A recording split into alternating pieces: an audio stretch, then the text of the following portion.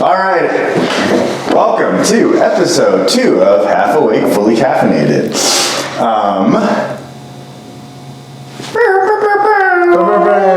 It's Eugene, and then there's Anne-Marie. And we are currently sipping on Costa Rica and Ethiopia. Yes. Yes, Gucci G1. She's got the G1 airplane. That's an airplane. Before we get started, I did want to make a quick note. Sam Rockwell was the actor. And not only was he the actor, he also did play a character on the moon in a movie called Moon. Oh, did you talk about the moon? Yeah, I mentioned that the actor was on the moon. He was a character. I'm gonna be honest, I stopped listening when you said that he was an actor because I knew you were wrong. It's Sam Rockwell. He was really close. It wasn't Simon Rockwell, but Sam Rockwell. Norman Rockwell is a painter. Yes. Paintings are boring. I'm just kidding. No, he was very talented. Very talented. Very talented at making people look boring. So, a quick reminder of the premise. We only have 4 minutes to talk about the different topics that we have shared with each other. Yes. And the topics that we had for this time was, 1, revisiting pink versus light red. Yes. Petrichor, yes. What is it and what memory do you have tied to it? Mm-hmm. Why is there oil on top of coffee sometimes? And then, what is the benefit of fresh coffee, and is there such a thing as too fresh? So, I think we'll get started with pink, because it was me. Okay. I have to finish that conversation. Finish it up, I'm excited. Y'all need a fucking note, I'm sorry. Wow. I need to stop swearing. At 5:30 a.m. A full 5:30. Okay, starting the timer now. So I do feel like from last week I was actually pretty close. The end. Yes. No, so in terms of pink as the term for that color, it really does come down to the culture in which that color was named. Okay. And so in the English language and or Latin-based languages, most colors like pink and violet, they were named after flowers. Oh. So pinks are a flower. I found out. Violet is a flower. Violet is a flower. And then, in Russian, which we referenced last time, light blue versus blue, again, it's the cultural difference of how did they start naming those. Whoa. And I think it's Sinoi and something. Okay. Sinai and Boni, I don't know. The Russian terms are very distinctly different, but then we got into this rabbit hole of, does pink even exist? Because the way that I stumbled onto an article that discussed a really interesting Radiolab podcast that Robert Krulwich put together. And it talked about how when you look at the color wheel, everything is connected, and then you get to purple and red, and then there's supposed to be pink right there, and it's just kind of like a completely disconnected bicycle wheel. And so pink isn't on the color wheel. Obviously we see it, to make the argument that we could dumb down the color spectrum of our eyes to a single wheel is kind of stupid, and then what you end up running into is this weird arcing, not so parabella, bell looking thing. It's this weird wonky parabella where it's kind of got this weird hump on top, and then you have the colors down here and it almost looks like a slug. Okay. A very colorful slug because it has all of the colors in the human spectrum in it. And like pink finds itself in this area, but it like absorbs so many other colors in that area, not just pink. So pink isn't even real? So that was an argument that was made on Radiolab that pink isn't actually a real color. And I would love to dig into that more, but I'm not a color theorist, and I don't think I have the qualifications to do that. So I'm just going to go ahead and take the super dumbed down approach of pink is a real color. Yeah. Obviously, we named it, and all words are made up, so stay woke. Ladies and gentlemen, Eugene Kim. But I think I have a little bit more time, don't I? I have 43 seconds. So can I ask a really quick question? Yeah, absolutely. Is pink the only one that's like a weird mystery color in the color wheel? Yeah, kind of. Because I mean, like pink is it's like red with like blue and white, and like it's these like it's like a completely opposite end of the spectrum combined. Okay. Right? Yeah. Yeah. And so people are like, how does that happen? Like, that's not supposed to be real, but it's like, you can, like, who's to tell me that I can't take purple and mix it with, like, what's on the opposite end of the spectrum? That's too many. I don't know, orange? Yeah. Orange? Yeah, orange. Making the orange? That would just make brown. But it just makes brown, right? Wait, so pink is brown? Is pink brown? Pink, no. That's my question for next time. Okay, so that was the end of my question. All right. Jumping right into it. Do you want to do a coffee one, or do you want to do your Petrichor one? I'll save the coffee one for when I'm more caffeinated. Okay, yeah, because this needs to be animated. All right, Petrichor. Petrichor. Start. Petrichor is the smell of, how I describe it is the smell of the hot pavement after rain. Very distinct, nostalgic smell. I swear to everyone, it is the smell of nostalgia. Yeah. That's why I asked the memory part. Yeah, no, but like, that's weird, right? That everyone is nostalgic for a certain smell. But here's the deal. I don't have any one specific memory tied to the smell. It reminds me of America in general when I would come visit it. This land. On my summer holidays, I would, and it just reminds me of like, America was so, now it's not anymore, but it was so magical back then because it wasn't like a real place to me. And we would like lose our shit. I mean, they have steak, they got cows, steak, they got cattle, they got alfalfa, jerky, they got the American dream. But like we would lose our shit when our dad would take us to Taco Bell and get us a bean and cheese burrito. That was the ultimate coolest thing in the whole world.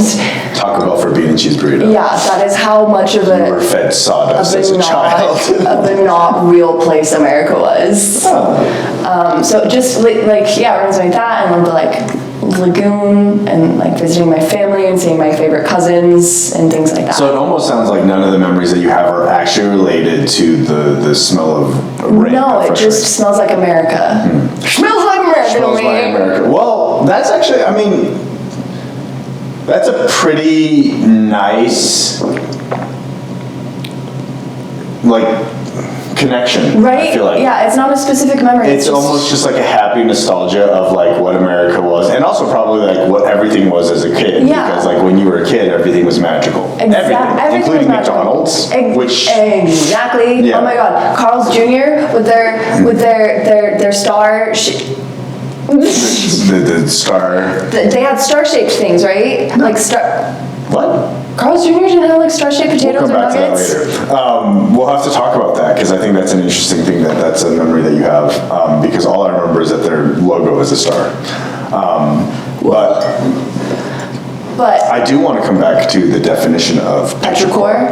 Yes, I kind of gave a bastardized version of it. Yeah, and so you describe it as the smell of rain on hot pavement, but I think the smell that is most visceral for Petrichor is the smell when it hits dirt. Yeah. And the reason why is because I believe that Petrichor is like the connection that water makes with dirt and decomposing matter. Oh, so it's the smell of decomposition. Decomposition. But like in its so late, good. like in the late stage, late form decomposition, becoming what? That's so gross. It's kind of gross, but like if you like It's think about the also word magical. petrichor Yeah, and like the way that it's described. Yeah. It makes sense. It does make sense. I'm still gonna call it hot pavement after rain. Hot pavement after rain. Everyone knows what I'm talking about. But it's also like the smell of fresh grass. Like freshly cut grass has such a like specific connection. Yeah. And yeah, I don't know.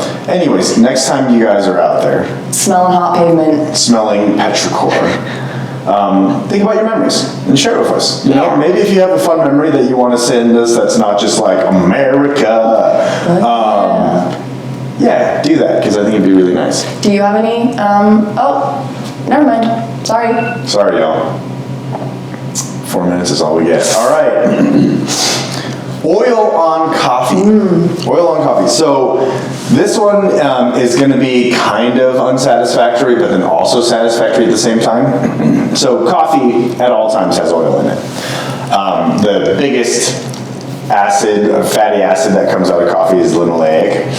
And it's pretty much at all times in the coffee, and it's like it's in its fibers, like it is really, really just deep in there. But then when you actually see oil, really comes down to two different things. The first thing is roasting, and that's like the first front. Like, have you blasted past that line of I've roasted this coffee to a point that it's starting to have an oily appearance. And the science behind it is that as coffee starts to heat up and CO2 is formed inside the bean, it actually starts to push the oils out of the fibers. Ooh, okay. And so, you know, you get a medium and light roasted bean, and then you get a dark roasted bean, and the medium and light roast still has acid in it. It just hasn't been pushed it's still to the outside. Okay. And it's because on the dark roasted coffee, it is it's expanding and it's cracking at microscopic levels, and it's like allowing for all of this acid to just come out and become part of the world visually. Ace Ventura comes out of the rhino's butt. Yeah, exactly. It's kind of like that. But the force is not personal, it's all CO2. And so then that's the first one. So if you have coffee that's already dark roasted, you already have access to that oil. The next part is the brewing process. And so the reason why you and I right now don't have oil on the top of our coffees is because we've chosen to use a brewing process that helps to filter out said oils. Filters are a big one. Paper filters, if you use paper filters, it actually does a really good job of absorbing the oil. If you use metal filters, it's actually not very good at that, and so then that's why you see a lot of oil on top of French presses and whatnot. And then oil on top of the coffee, especially if you get oil on top of the coffee, especially on like medium to light roast coffee, it means that you're over extracting. And then another interesting fact, the oil on top of coffee that you see is actually what creates the crema on top of espresso. That makes sense. Yes, and so crema is actually fat that has been emulsified as it comes out through the espresso, and it comes out in this nice thick like golden layer on top of the coffee. So it's good to have oil in your coffee. It's good to have oil in your coffee, and there's not like entirely bad things about having oil. It's going to be there at all times, but there are things that you can do to reduce the oil, and one of them is using a filter method, which is obviously like pour overs, Kaleido waves, V60s and whatnot. But then if you want to have a little bit of oil in your coffee, French press. Siphon's also a really good one because you can over extract using heat. More heat means you can extract more. And then espresso, you get a lot of that oil out in espresso. Espresso is actually probably the #1 way to get more oil out of your coffee. Turkish coffee's after that, and it's just, think about how do you extract the most out of coffee? And espresso is probably the first one. Yeah. And then you have Like a mocha pot, Turkish. probably. Mocha pot's also pretty close because there's a high amount of heat for an extended period of time. But yeah, that's why you have oil. Wow. That was beautiful. 4-minute presentation. Let's fucking go. A star. A star. A plus. Go. Fresh coffee and why? Fresh coffee and why? Okay, there is an importance to having fresh coffee when it comes to the quality of the cup of coffee that you're gonna have. If it has been roasted within, basically, you gotta give it at least 24 hours to degas, though, because once it's roasted, there is a bunch of CO2, as you so beautifully described just then, and it needs to be released from the beans, or else it tastes really like sour and acidic and sharp. So if you've ever had fresh roasted coffee, it doesn't taste good. It's, anyway, so within the first 24 hours of the coffee being roasted, it loses 40% of the CO2 that's in it. And so anything between there to the next 4 to 6 weeks, you're gonna have a good cup of coffee. Anything after that, it's oxidized a little bit too much and it's gonna start tasting a little stale. Not to say that it's gonna taste bad. If anything, it'll still taste better than drinking it on the first day it's been roasted. There's a TED Talk about a guy that he says so many wrong things and tries to convince you that coffee is only good within the first, it's best within the first 12 hours of being roasted, and it dies after a week. Did you know that it dies after a week? Not true. 0% correct in any way, shape, or form. I think he's getting confused what CO2 tastes like and what antioxidants are. That is the only conclusion I can come to, is that he thinks that the CO2 is antioxidants. Yeah. And so when you drink it, you taste the antioxidants. Because the reality of the situation is the amount of antioxidants do not increase or decrease anywhere near enough between 1 week of roasting and 2 months of roasting as it all, whereas it actually, oh my God, I'm getting so We're just going to corral this really fast because I also hated this TED Talk and it actually made me angry enough to make people outside of the roasting room hear me about it. So let's talk about the reason why we want to drink it within that 48 to like 6 week window. Right. You're going to get the most accurate flavors of it. If you notice the flavor description or the flavor wheel on the bottom of our bags or whatever, you're going to notice those flavor notes within that week to quite a bit more. Quite a bit more. It's also going to be more stronger or bolder in flavor and fresher, and just it's like anything that you get fresh. It's gonna be better than when it's stale. It's gonna be better than when it's stale.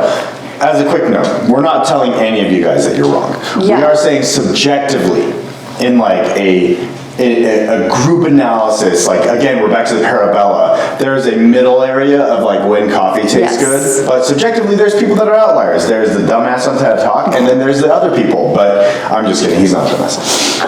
I shouldn't have said it. Anyways, I do have to say though, I have had coffee almost 2 years. Yes, you've told me about this. Almost 2 years after, and it was unique. I wouldn't say it was my favorite cup of coffee ever. Was it the Ethiopia? It was our first ever Ethiopia that we had in this coffee shop that was like Blueberry Crush. And it was super, super duper interesting. It was almost kind of like a reduction. I was gonna say, did it have like a fermented taste? Slightly fermented. It was almost kind of like, it's like a balsamic reduction, and like, you know how like balsamic vinegar has super big bite when you first like just, if you taste it on its own. But once you've like applied some like low heat and let it like come down to it, like it comes out really sweet and like almost syrupy. Interesting. I think that older coffee, like 2 years just aged a little bit, is actually really unique and very interesting. I kind of want to say like we should actually test that. I'm down. Yeah. I think maybe what we might do is we'll do a big batch of coffee and we will save it, and then we'll Just throughout the year pick at it. Yeah. And then like when we get to a year, we'll talk about it. I like it. Yeah. All right. So we have to get to new topics. I think we got into some really good ones today, though. I think we did. Like, Go us. go us. The oil slick in the coffee, I feel like started to get into some really interesting stuff. But what else? And then like the freshness of coffee as well. Petrichor also. Petrichor. Again, I'm going to go ahead and say it. If you guys have any distinct memories related to Petrichor, please share it. Yeah. I think it's awesome. I feel like they're all so wholesome. Watch somebody be like, I watched a man get murdered, and that's the smell that my memory associates with. I really hope that's not the case, but you know, yeah. All right, so let's talk about different topics for next week. Let's see. I'll let you go first for the coffee one. Thank you. My topics for next week. Do you have ideas? I have some right here. I mean, they're written down, but I'm not going to give them to you. They're mine. No, I know, but like if you have some ready to go for me, I say go for it. I'm hoping it will inspire me. Okay, all right. So I think we'll take a step back from the super heavy sciencey type super heavy sciencey stuff. But you know what? Now I'm actually kind of thinking maybe I should look at this really fast. Okay. We actually did get a request, a topic from a very awesome individual that has taken the time to actually listen a little bit. But I think we'll do grinder types. Whoa. So we're going to talk about the different types of, or so for you, your topic is the different types of grinders there are. Say like, and you can decide what the different ones are. And then our top recommendations of grinders that you can use. I think it'd be really interesting for people to have a option for hand grinder, budget grinder, and then like bitchin' grinder. Yeah. And then you probably have two others, which is like espresso grinder and like just daily grinder. Because the espresso and the daily can be completely separated, right?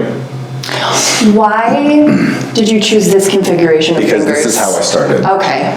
This is the way. This is the way that it is now. This is the way that my life is. This might end up on a shirt. I like it. I like it. I don't know. Cool. Yeah. Good question. Good. I hope it is. My coffee question for you is, what is your favorite brew method? Favorite brew method. Should I also add in AY? And why? I'm writing this down. That's a really good idea. Grinder types. Different types. Ooh, what's my non-coffee question? Yeah, you gotta come up with a non-coffee question. Okay. Grinder types, different types. Best hand, best budget, best overall. I love overalls. And then if you have a recommendation. If I have a recommendation. Okay, cool. For daily versus espresso. Okay, come on. Come on, Matt. Is there a musical is there a musical instrument you wish you learned to play? Piano. No. Damn it. No. And why? And what? I don't know. Is there an obscure musical instrument you wish you learned to play, and why? Actually, no. What obscure musical instrument would you play? How obscure does it need to be? The obscurer, the better. Okay. All right. My dad got a scholarship to university on an oboe. An oboe. And he also learned to play the bagpipes. And I also know somebody whose professional job was to play the accordion. So Obscure, very obscure. Although, okay, all right. So then my topic for you. Moments of inspiration and where do they come from? And Okay, well, mine seems dumb. Yeah, well, anyways, it's too late. Moments of inspiration, where do they come from, and why can't it happen more often? Like, I mean, there are days where it's like you're just driving, and then like you're like, oh wow, like I'm inspired to do something, and then next thing you know, you're done driving, and that inspiration is just fleeting. Yeah, or you're awake at 3 a.m. and you're so inspired to do everything, and then you wake up. Yeah, kind of like trying to sew a jacket in the middle of the night. And just absolutely sucking at it. That sounds like a personal problem to me. Well, cool. Thank you guys so much for joining. For those of you that have, I don't know, there's probably a dozen of us at this point, including us too. So at least 500. At least a dozen. At least a dozen. 500. I mean, maybe 5 actually. 100, We can be a little bit less positive. But yeah, no, thank you all for joining. Again, if you have topics, if you have thoughts, if you think that you can dig into one of our topics more than we can, please do. You can comment it, email it to us. There'll be information on how you can email it on whatever platform that you are listening to or watching us on. Don't forget to like, subscribe, follow, Talk about us. Stalk. Don't stalk us, but stalk the being podcast. Yeah, stalk the podcast from afar, digitally. Remotely. No one's ever stalked me, so I'm totally fine. I don't think I've ever been stalked. Might have been stalked. There's a couple of close calls. Yeah, tune in next time. Appreciate ya. Bye now. Bye. Bye. Remember that one time?